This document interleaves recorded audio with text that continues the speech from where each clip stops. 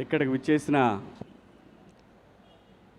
బండ్ల గణేష్ గారి మిత్రులకు, షాద్ నగర్ ప్రజలకు, ఆయన శ్రేయోభిలాషులకు అందరికీ పేరు పేరున నమస్కారాలండి. అలాగే టీవీ చూస్తున్న, సోషల్ మీడియాలో చూస్తున్న ప్రజలందరికీ కూడా ఈ పాదయాత్రకు మీ అందరి ఆశీర్వాదం ఉంటుందని ఆశిస్తూ, బండ్ల గణేష్ గారు ఇదే షాద్ నగర్ నుంచి హైదరాబాదులో ఒక చిన్న నటుడిగా మొదలుపెట్టిన ప్రయాణం ఈ రోజున ఒక బ్రాండ్గా, బండ్ల అంటే ఒక బ్రాండ్, బండ్ల అంటే ఒక వ్యక్తి కాదు, బండ్ల గణేష్ అంటే ఒక శక్తి. పర్సనల్గా నాకు గణేష్ అన్నతోటి నాకున్న పరిచయం 30 సంవత్సరాల పైమాటే, 32 ఏళ్ళు. నాకు మొదటిసారి కలిసినప్పుడు కరెక్ట్గా వారం 10 రోజుల్లోనే ఆర్టిస్ట్గా చేస్తున్నప్పుడు నాకు కమ్యూనికేషన్ లేదు. అంటే ఫోన్ కానీ, అప్పుడు ఫోన్ కూడా లేదు, పేజర్ ఉండేదన్నమాట. ఎవరన్నా ఫోన్ చేసి ఆర్టిస్ట్గా మాకు కావాలి అని చెప్పడానికి పేజర్ ఉండేది. నేను ఈ మాట ఇప్పుడే కాదు, చాలా సందర్భాల్లో చెప్పుకున్నాను నేను. అది ఈ పరిశ్రమలో నాకు మొదటిసారిగా అవకాశం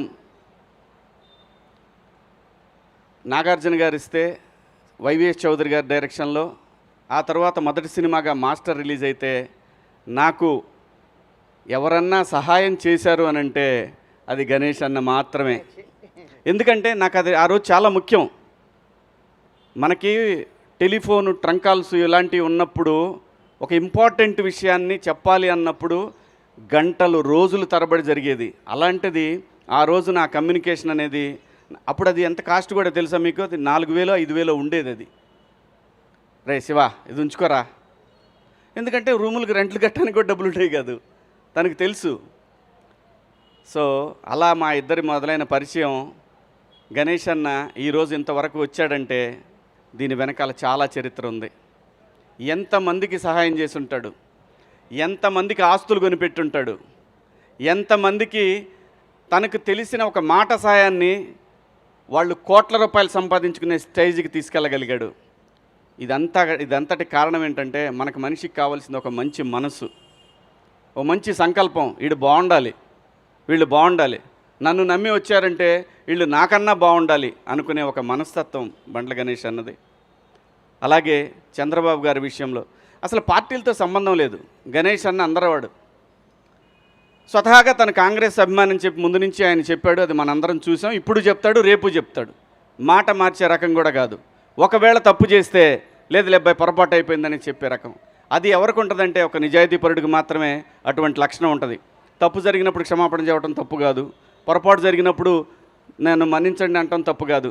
అలాంటి ఒక మంచి మనిషి అంటే బండ్ల గణేష్ గారు. ఏదో ఇప్పుడు చంద్రబాబు గారు ఎందుకు అనుకోవాలి అసలు చంద్రబాబు నాయుడు గారి గురించి? ఆయనకి చంద్రబాబు నాయుడు గారు చేసిందే ఉంది, ఏమీ లేదు. కానీ సమాజానికి చేసిన దాన్ని తన గుండెల మీదకి తీసుకొని ఇన్ని కోట్ల మందికి జీవితాలను ఇచ్చిన మహాన్ మనిషి జైల్లో ఉండటం ఏంటనేది ఆయన మనసులో పడింది. ఆ రోజున పడి ఒక ఏదైతే మనకి కృష్ణా గోదావరి నదులు ఒక చిన్న డ్రాప్తోనే మొదలవుతాయి, అలాంటి ఒక డ్రాపు ఒక మహా ఉద్యమంగా మార్చగలిగాడు. ఆ మహా ఉద్యమమే ఆ నాయకుడు చంద్రబాబు గారు బయటికి రావడానికి అంతమంది జనాలు, అన్ని కోట్ల మంది జనాల యొక్క ఒక వైబ్రేషన్ ఆయన బయటికి రావడానికి కారణమైంది. ఆ కృతజ్ఞత భగవంతుడికి ఏదైతే తను మాట ఇచ్చాడో, మా నాయకుడు ప్రజల మనిషి బయటికి రావాలని కోరుకున్నాడు. ఆ కోరిక మేరకు ఆ భగవంతుడు కరుణించి ఆ రోజున బాబు గారికి బెయిల్ రావడం, బయటికి రావడం. ఆ తర్వాత ఏం జరిగిందో మీరు అందరూ చూశారు. మరి ఊరికే మాటలంటాం అందరికీ సాధ్యమే, ఎవరైనా అనవచ్చు ఒక మాట. కానీ తన అన్న మాట ప్రకారం ఈ రోజున షాద్ నగర్ నుంచి, అంటే తనకి ఏదైతే తన జీవితం మొదలైన ఈ ప్లేస్ నుంచి వెంకన్న దగ్గరికి మొదలుపెట్టాడు ఈ ప్రయాణం. ఇవాళ తను ఒక 40-50 మందితోటి మొదలు పెడుతున్నాడేమో, కానీ ఇది అక్కడికి వెళ్ళేసరికి ఒక మహాసముద్రంలాగా మారిద్ది. మనందరం చూస్తాం. నేను కూడా వస్తాను నీతో అన్నాడు. నువ్వు కాదబ్బాయి, నువ్వు అక్కడ దాకొద్దు, నువ్వు బయలుదేరే దగ్గర ఉంటే చాలు అని అన్నాడు. ఎందుకంటే ఇది తను చేసేది దేని గురించి? తనకేం లాభం లేదు, దీంట్లో తనకు వచ్చేది లేదు. డైరెక్ట్గా ఇక్కడి నుంచి బస్కి వెళ్ళిపోయి శుభ్రంగా ఫ్లైట్కి వెళ్ళిపోయి దర్శనం చేసుకొని రావచ్చు.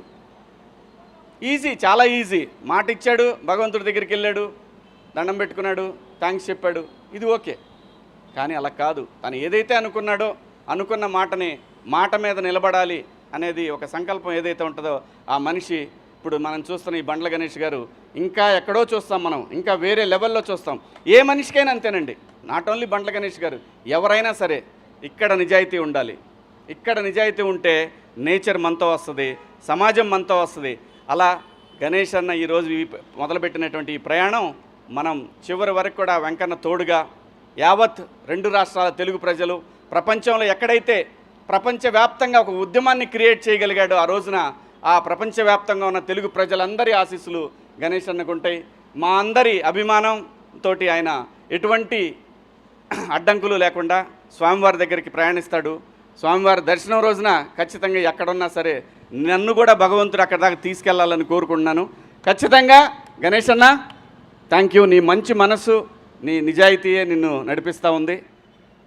ఎక్కడ గణేష్ అన్న నాకు ఆ రోజు 32 ఏళ్ల క్రితం తలుచుకుంటే అసలు ఎలా మారిపోతుంది జీవితం అంటే సంకల్పం అండి. ఏ మనిషికైనా సరే నాకు అది కావాలి, ఆ టార్గెటెడ్గా నిజాయితీగా పనిచేస్తే దానికి బండ్ల గణేష్ అన్న అవ్వచ్చు. బండ్లు అనేది ఒక బ్రాండ్. ఈ బ్రాండు కలకాలం చిరకాలం 10 మందికి సాయపడుతూ ఉండాలని మేమందరం నీ వెనకాల ఉంటామని ఆ భగవంతుడిని కోరుకుంటూ థ్యాంక్ యూ అన్న. All the best, happy journey. Thank you very much Shivaji గారు.